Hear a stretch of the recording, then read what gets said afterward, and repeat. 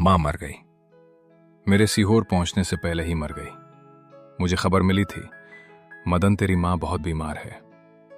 मैं Howell towel में भागकर गांव पहुंचा, पर मेरे पहुंचने से पहले ही मां ने प्राण त्याग दिए थे। औरतें अचानक बहुत बीमार होकर मर जाती हैं, कोई नई बात नहीं थी। वे बहुत दिन तक कहती रहती हैं, मेरे यहां कलेजे के नीचे तेज दर्द उठता है, बड़ी मुश्किल से एक रोटी खाई जाती है।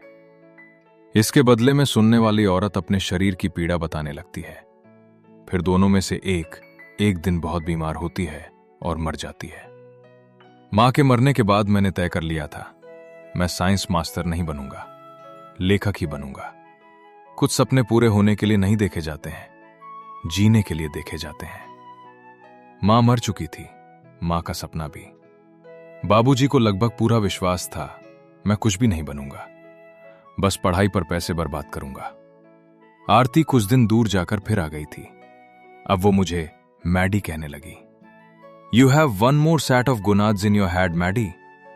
उसे मेरी कहानी पढ़ना ही था, जो अभी तक लिखी नहीं गई थी। उसके लिए हमें कई योनियों में जाना पड़ा। कभी एंगलर मछली की तरह लगा, अब मैं उससे अलग नहीं हो पाऊंगा, उससे लिपटे हुए ही खत्म हो जाऊंगा। कभी उभयचरों की तरह बाहर ही बह जाते। कई बार तो वो मुझे खा ही गई थी, मादा ग्रास हॉपर की तरह। बोनोबो की तरह हम पूरा पूरा दिन काम क्रीड़ा में लीन रहते। कभी कभी मैं नर से मादा बन जाता और वो मादा से नर। कभी दोनों मादा बनते तो कभी दोनों नर। हम एक दूसरे के शरीर के भीतर के गहरे अंधेरे में जाकर छुप जाते। हमने एक दूसरे की तरलता के सब रस चखे। फिर एक दिन उसने मुझसे कहा, मदन मोहन शर्मा, तुम ना तो प्यार के पात्र हो और ना ही विवाह के लिए उपयुक्त। मैं जा रही हूं किसी बंधनों में बंधे शालीन व्यक्ति के साथ जीवन बिताने। तुम कहानी लिखो, क्योंकि तुम कहानी लिखने के लिए अभिशप्त हो। और वो चली गई, बाद में कभी नहीं मिली।